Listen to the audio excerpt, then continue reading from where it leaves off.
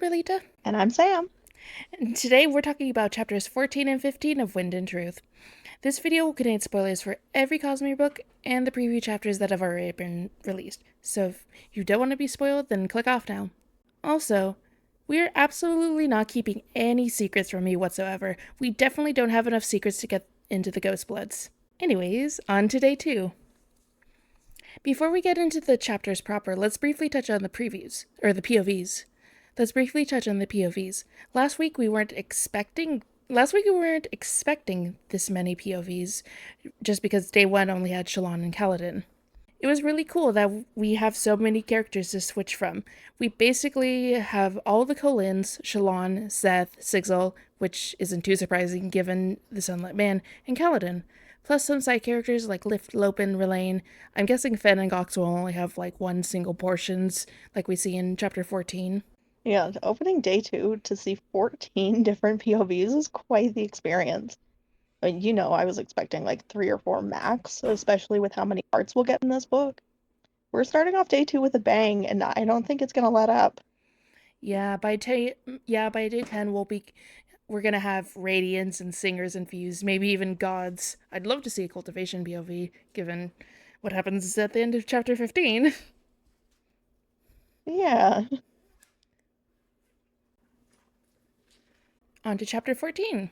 This this section of epigraphs is from the Wave Kings, the in-world book, of course, and I think this is the first time we're getting them in as epigraphs. We've heard bits and pieces of the book when Dalinar was reading them, though I am a bit sad this section's epigraphs aren't explicitly linked to the book. Like, I'm sure they'll be relevant to this book in some way, but it's not like last parts where it's Nights and Wind and Truth, or even like letters from Hoyd. Yeah, the epigraphs tend to be one of the juiciest parts of the book, especially for greater cosmere connections, and these aren't obvious how they'll connect yet. We'll just have to see, I guess. Yeah. This chapter starts with Dalinar, who is unable to sleep, like a lot of people in this section. I have no idea why. Do you, Sam? He's a little stressed, mayhaps. Yeah. He is standing outside on his balcony, overlooking the night. He was never alone due to the Stormfather, who was becoming increasingly present. He looks back to when Gavilar was alive, and he once stood like this surveying the battlefield, planning while Dalinar blundered through battles. He asks himself how much better the world would have been if Dalinar had been the one that died in his brother's place that fateful night. Perhaps the war would have already been over. I'm sure it would have, Dalinar. I'm sure it would have. I think Dalinar is going to have to find out exactly what Gavilar was actually like in this book, because he still doesn't know, but we've been leading up to it. Yeah, Navarni still hasn't opened up to him about what Gavilar was like. She tried a couple times in the early books, but just kind of dropped it after she realized Dalinar wasn't having any of it, which is really sad, but I think it'll be fixed in this book. Hopefully. He goes back to his chambers where Navani has decorated it. Hanging on the wall is his grandfather's tamaka, cloth belt wrapped around twice. We then cut to Yasna, where the chapter has been read at the con in the past. Yasna is also unable to sleep, partially due to the fact that the bed is uncomfortable. Now, not to rain on anyone's parade, Sam, but it is interesting that Navani decorated her and Dalinar's room, to both their tastes, while Wit did not. We'll see in this chapter what it seems like Yasna's idea of compromise is just giving someone what they wanted, which explains why she's so abrasive. I will not be tolerating any witness slander, especially not on my birthday or at any point in the future. They've been together less than a year. Meanwhile, Dalinar and Navani are married and have both been married in the past. They have a lot of experience with that. Neither Wit nor Asna have had much recent experience fully committing to another person. Of course, they're not going to be great at it. Uh huh. And in the spirit of giving, make sure to drop a happy birthday for Sam. Yasna thinks back to the relationship. She liked trying new things, and relationship was certainly an experiment. She liked the scheming, the planning, the chance to connect with someone who's intellectually stimulating. She had read that relationships were about compromise, so she procured a bed and hated it. Which, again, Yasna hadn't gotten a bed that they would both like. She had only got one Hoyd would like. So she's bad at compromise. This can be improved and worked on. Yeah, she needs a lot of work on that, and just in general, not just because of Witna. As Hoyt is asleep, she thinks about how he hinted that he visited other places at night, other worlds, engaging in political machinations at which she could only still guess. Which I'm pretty sure he's not, unless he's actually world hopping while he's sleeping, or he's talking about going on, or he's talking about going through his memories. It could be a weird thing where he's only sending his mind out. Oh god, do we really want astral projecting in the cosmere? Kelsier's gonna get some good ideas with that. Oh gosh. Yasna says she can trust someone with secrets, but not someone who lies. Setting up, speaking of which, setting up Kelsier and Yasna, maybe? I'm sure Felt would love to introduce them, if only for the entertainment purposes. Lovingly, no. Stop trying to take away the only ship in this series that I like. Hey, it's not about being healthy, it's about being entertaining. Yeah, I guess. I do want to see those two meet, if anything, for them to probably hate each other.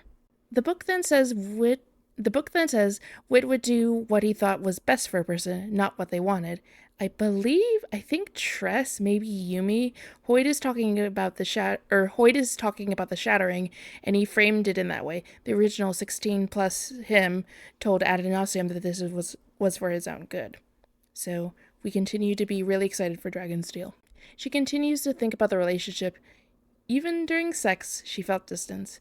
Okay, I know I've advocated for Sigil and Rebecca to go at it, but thinking about Wit and Yasna having sex is kind of gross. Cradle robber much. This is confirmation that they do, in fact, which, a lot of the fandom was in denial about. Not the only denial that we've seen or will see. Oh, we'll get into how much denial isn't just a river in Egypt. Where she wishes she could have represented Dalinar. She wonders what would have happened if she come forward when she discovered that she was a Radiant and got the ball rolling sooner. The reason she hadn't come forward about being a Radiant was because every time she had spoken her mind, she was hated. Which, as someone who's mostly disliked Yasna in the last two books, probably because the fandom tends to put her on a pedestal, or at least parts of the fandom, this and a lot of this section felt like a really human moment for Yasna. It's also an interesting dynamic for her because she's so blunt with her opinions, but she felt the need to hide it, eventually, even from her family, because she was hated in the past. Yeah, Yasna is holding on to a lot of trauma, which we have seen a few hints of, but it's largely still left in the dark. Yeah, and we're probably gonna get a lot of it in Arc 2, like how we saw Shallan's trauma in Wave Kings got her mostly full backstory in words and continue to explore that trauma in books 3 through 5. Yasna then realizes why she hates the bed so much. It reminded her of being restrained as a child due to her madness, when those had loved her had locked her away for a few terrible months that basically everyone had forgotten about. Which makes me wonder if there's some kind of magical thing going on with this. It's odd that it's never brought up or thought about by any other character. Adolin and Renarin, that makes sense because I'm pretty sure because they were young at the time. And I even think that when Dalinar says something along the lines of, "Is it your daughter's lunacy again?" to Gavilar in one of the flashbacks, I think it might have been when one of his sons were born. So they were really young, and obviously Elhokar's no longer around to think about it. But the fact that Dalinar and Navani never think about it is weird. I don't even think that Gavilar thinks about it in the prologue, which you'd think he'd have lament, but he's willing to put Yasna on the throne, at least by marriage through Amaran. So we'll see what that's all about, probably in Arc 2. Hoyt suddenly wakes up. Yasna summons her ivory dagger and asks what's going on, but Wit doesn't answer. And leaps from the bed. She tries to get answers out of him still, but instead he lights up the room with stormlight. He gets out a notebook and begins writing in a language Yasna doesn't recognize. He makes a table with numbers and then pulls out white sand. The doors begin to shake. Her shoes are pushed away by the buckles. Even every bit of metal was reacting to him, save for her sharp blade, but including her fabrials. How strange. It is really interesting how the Fabrials aren't resisting to pushing like other investiture. I'm guessing that those fabrials are the modern ones and not Deadeye Spren. However, it's still interesting. Do you remember if it's ever said that Wax could push on the coin that Hoyd gives him in Bands of Mourning? I wonder if it's less investiture or different types of invested objects. It's just there's something there, and I'm not quite sure what Brandon's hinting at. Yeah, it's been a full 8 years since I've read Bands of Mourning, so I could not tell Yeah, we should have reread that before Lost Metal. you. Probably. Also, Hoyd is obviously not randomly pushing on something, but whatever he's doing has some kind of allomantic effect. I have to say this whole scene is very cinematic. Brandon tends to do this when he writes scenes, and you could just tell they were inspired by what it would look like in a movie or show. They're always cool, and I love this scene as well. Yes, Yasna retracts her ivory dagger, her fabio, her as her fabrial alarms are going haywire. The sand bursts alight. Hoyd's clothes writhe and contort. Something to do with awakening? I wonder if whatever Hoyd is doing, it's triggering all his invested arts. Yeah, I think he's manually going through all of his investiture to see exactly where the discrepancy is. Oh, yeah, that would really make sense. That's a good idea. Then his body shifts and he becomes shorter with white hair and his features change subtly, which, let me just say, I knew it. I knew he was faking how tall he was. Rasharans are freakishly tall. What else is he supposed to do? Go around being short like felt. He's trying to fit in as if he is one of them, hence also changing his hair and his facial features. He does need to be tall to do that. Finally, Wit realizes he's been tricked. He went through his breath stored memories and discovered that he's missing some. He admits to Yasna that he's actually had a conversation with Odium. Yasna then realizes that he hasn't been honest with her, and she is always kept on the outside. Enjoyed, perhaps even loved, but not confided in. Wit hasn't figured out that Race is no longer Odium's vessel. Instead, he thinks he's grown and learned. He now needs to reread the agreement between Dalinar and Odium to figure out what Odium's plan is. Meanwhile, Yasna is then informed that Shallan and Adolin have returned, and the armies are moving through Shadesmar towards Azamir. The report also informs her that about the Oathgate situation. Dalinar is calling for a meeting of the monarchs. Hey, speaking of things we were right about, I said when this chapter was read last year that the redacted bit right here would be Shallan and Adeline returning to Urithiru, which at the time was a contentious idea for some reason. Oh yeah, the idea that Shallan and Adolin definitely couldn't make it back to Urithiru in time because people forgot that Windrunners existed. Yasuna and Hoy decide that they need to find an expert to see these loopholes that Odium can exploit. Yasna asks if he knows anyone. He answers on Rashar only one, but she and him aren't on speaking terms. Probably referring to cultivation. Instead, he will contact an old friend. We're dragons involved now, so this is getting pretty serious. Yeah, it's getting very serious. Navani also could not sleep. She's exploring Urithiru now that she's bonded the sibling. She finds a room with a wall of fabrials that operate the tower. Water pumps, heating fabrials, ventilation systems. The sibling assures Navani that the tower was rarely infiltrated due to the fuse being knocked out, and when they came near, and radiants were near invincible. Will the tower be invaded for a third time? Sounds like foreshadowing. Something would have to happen to Navani for that to happen, which does make me worried. Ooh, no, I don't want that to happen. Do you think that if Navani died, the sibling would still allow Urithiru to function, or is it only because they're bonded with Navani? I think it's only because of the bond, so if she dies, then the sibling would need a new bondsmith. Hmm. Navani thinks that they need to learn how to send light with them, needs how to send tower light with them, but the sibling says that it's impossible for humans to hold their light. Too many holes, which, ew. Navani could also feel Roshar's rhythm through her bond. It would be crazy to see what would happen if Relaine had actually managed to bond the sibling, with his already being able to hear the rhythms. Navani has also been awake for 2 days, so that seems unhealthy. Even if you do have tower light to help, girlie, get some sleep. You'll make more breakthroughs this way. It's so in character for her to refuse sleep the moment she doesn't strictly need it anymore, though. Sleep is just a time waster when she can be thinking and inventing stuff instead. Very in character. I love her so much. Not healthy, but certainly in character. Navani and the sibling are going about the moral quandaries of modern fabrials that trap Spren, and also the sibling needs to stop spying on people. It's getting weird. And now we switch to Queen Fen and Gox. We'll just do them together since they're not a lot happens in them. Queen Queen Fen cannot sleep. The prince consort, insisted that they go to the royal yacht to hear the ocean. They were stuffed in the hammock, but she couldn't complain because she was married to a sailor. Then they are discovered, and the lieutenant gets more than he bargained for. These chapters have a bunch of great stuff, but they're so weird. Ever since Yumi, Brandon has gotten more comfortable with sexy scenes as he's willing to, as much as he's willing to get. We're never getting a full-on sex scene in the Cosmere. I think I've met him too many times and talked to him too many times to be comfortable with that. Hey, but now people might stop crying that these books are YA because nobody has sex, as if characters didn't have sex in his books. Wax 2 Children with the Most Beautiful Woman in the Cosmere says otherwise. Oh, don't even get me started on that stupid argument. If you need sex in a story to enjoy it, then something is wrong with you. Ooh, them's fighting words for some people.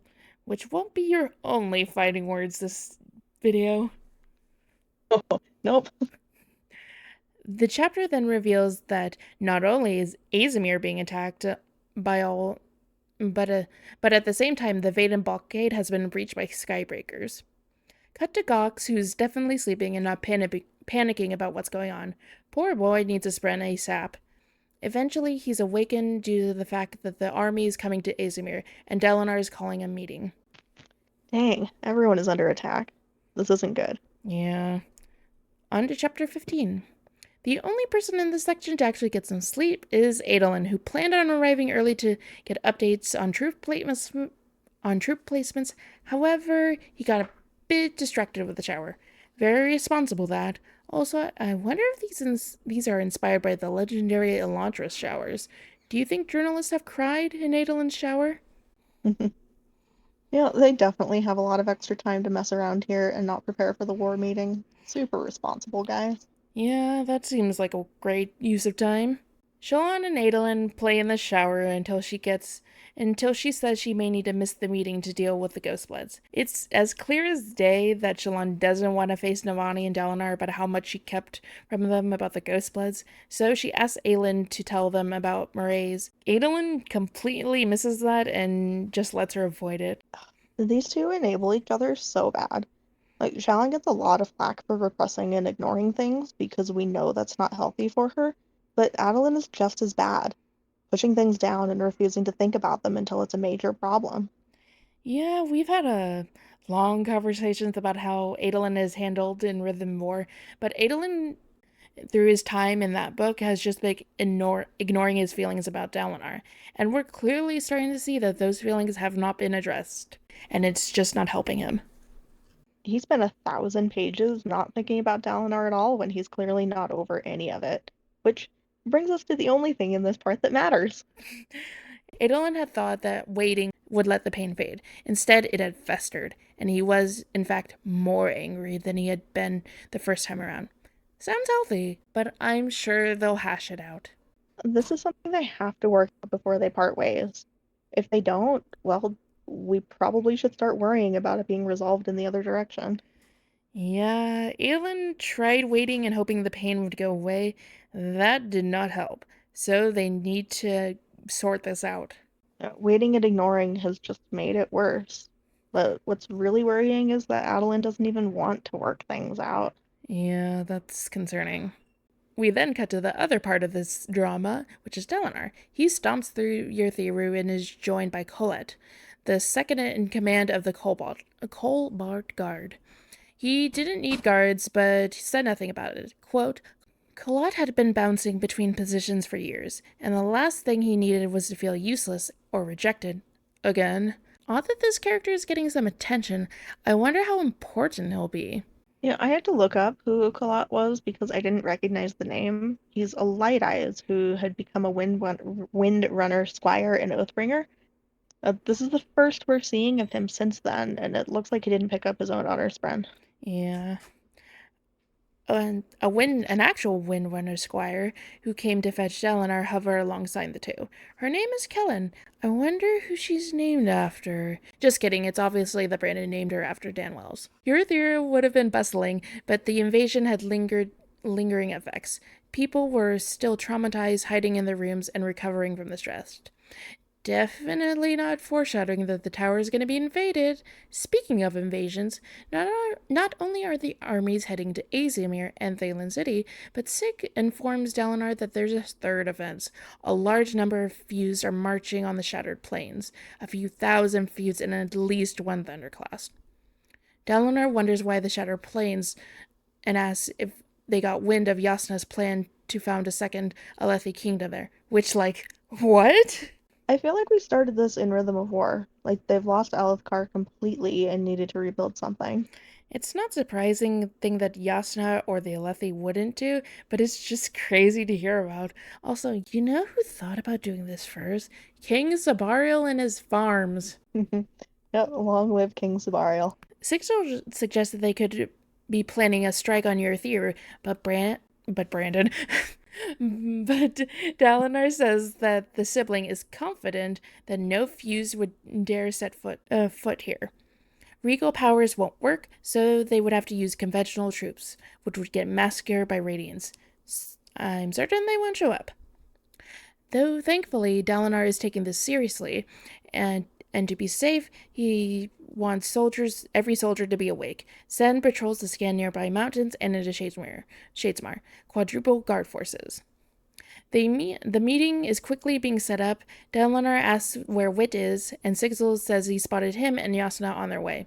He's about to get a lashing when he sees my very precious little baby boy Gavinor. He's so cute with his little knee-length trousers and his blouse, sweet as a little bean in the whole white cosmere.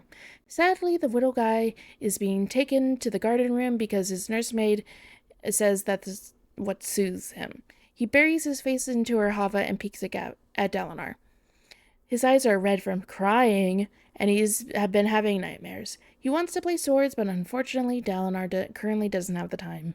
Alright, I have been seeing a lot of people taking Gav wanting to play swords and having red eyes from crying, you monsters, as foreshadowing that he will be Odium's champion. So I think this is as good of a time as any to tell my true feelings on this theory. I fetchin' hate it. Here, here. I have hated it from the moment I heard it.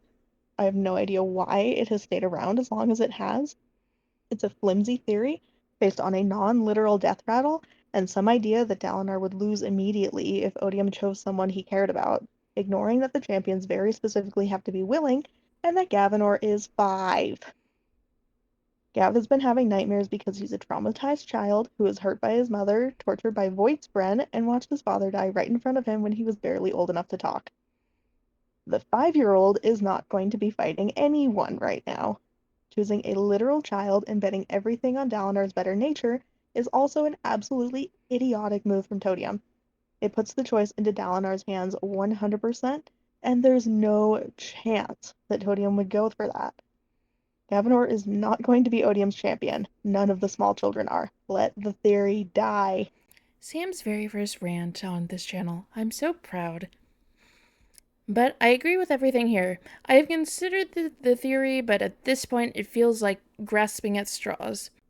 I am so confident that it's not going to be Gav that I will put $100 down right now.